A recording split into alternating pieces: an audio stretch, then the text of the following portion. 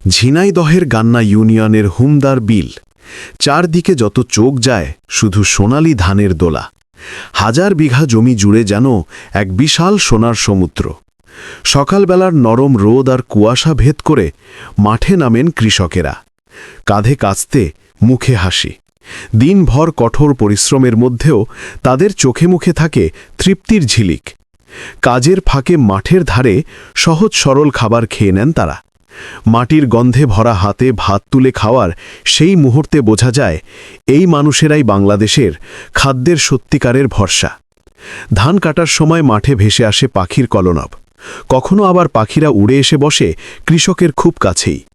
প্রকৃতি আর মানুষের এমন মিশেলে হুমদার বিল হয়ে ওঠে এক অনন্য গ্রাম বাংলার ছবির মতো। কাজ শেষ করে তারা একসঙ্গে বসে গান গেয়ে মনের সুখ অনুভব করেন। বান্দা তুমি সেই ভাবে যুখি, ওরে দিনে দিনে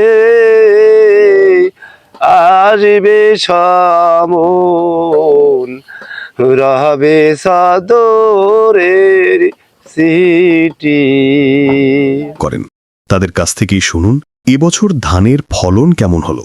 গত বছরের তুলনায় ফলন বেশি নাকি কম হয়েছে? সার, বীজ বা কীটনাশকের খরচ কেমন ছিল? ইমনের তথ্যচিত্রে দেখুন।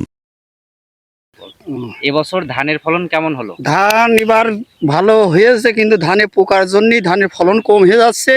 পোকায় অতিরিক্ত পোকা, ওষুধ প্রচুর ওষুধ দেওয়া পড়েছে, কোনো ওষুধই কাজ হয়নি। সেই হিসেবে ধান তো ফলন কম হচ্ছে, তাতে যে হিসেবে ধানের দাম একেবারেই নেই। ধানের দাম একেবারে কম। আমাদের তো যে অবস্থা, তাতে যে সার মাটি ওষুধ যে খরচ হয়েছে, তাতে তো বেঁচে থাকাই কষ্ট, প্রচুর লস। ছড়িয়ে সে কাঁচা, এখন ধান তো এখনও ডেঙায় যেখানে হয়েছে, এ ধানে খুব ফলন ভালো হচ্ছে। কিন্তু নিচে এই যে অবস্থা, নিচের ধানে কোনো ফলন নেই, সে বিঘেই 5-6 মণ করে হওয়া কষ্ট, তাতে করে তো বেঁচে থাকা কষ্ট এবার আমাকে। না হওয়ার কারণটা কি? না হওয়ার কারণ লাভই, বর্ষায় মাঠ তুলে গিয়েছিল, যেই আমরা লাগালাম ভাদ্র মাসের শেষে, সে 51 ধান শীত এসে সে ধান আর ফলছে না। সে অর্ধেক বাইল বেরিয়ে ওর ভিতরে রয়েছে, আর আগা ছড়িয়ে সে কোনো রকম বেরিয়েছে, তা পাকা তো বহু দেরি। ধানের বর্তমান বাজার মূল্য কেমন? ধানের বর্তমান যে বাজার 1200, 1100, 1251 ধান, কিন্তু খরচ হয়েছে 1400 টাকা মন করা। এবার যে খরচ হয়েছে 1400 টাকা, 200 টাকা ঘাটতি।